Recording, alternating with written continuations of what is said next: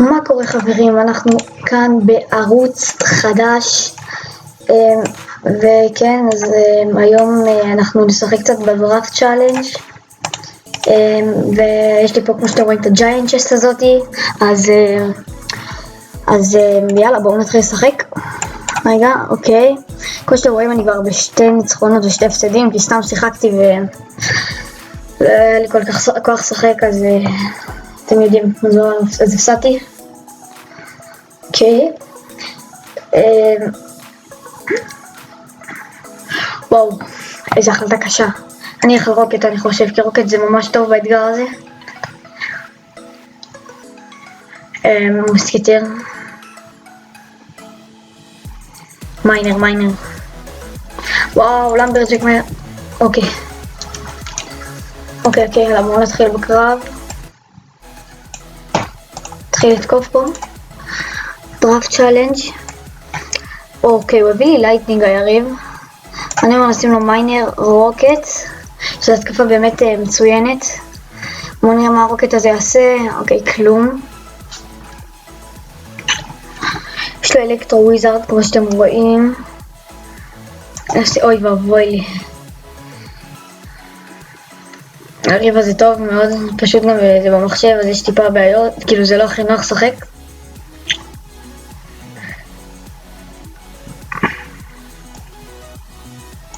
וואו,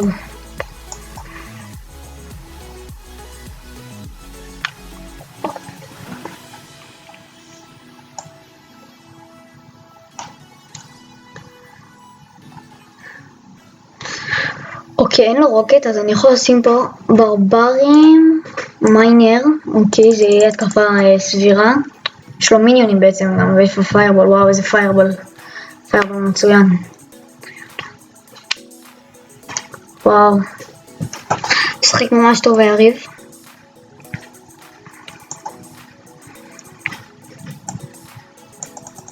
וואי, אני לא מאמין, הוא שילש אותי.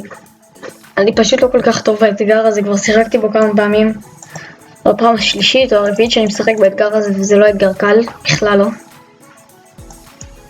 אז זה טיפה קשה.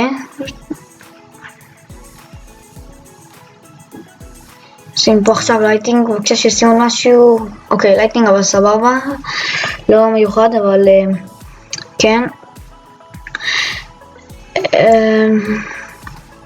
יש לי פה את הברברים, לעילית ברברים שלו, אני מכין כבר מראש. אוקיי, וואו, איזה התקפה מטורפת. אני לא בטוח שאני צריך לשרוד את ההתקפה הזאת. וואו, איזה התקפה מטורפת הוא שם לי פה. וזה, הוא שילש אותנו חברים. כן, אז אין מה לעשות, יריב ממש טוב.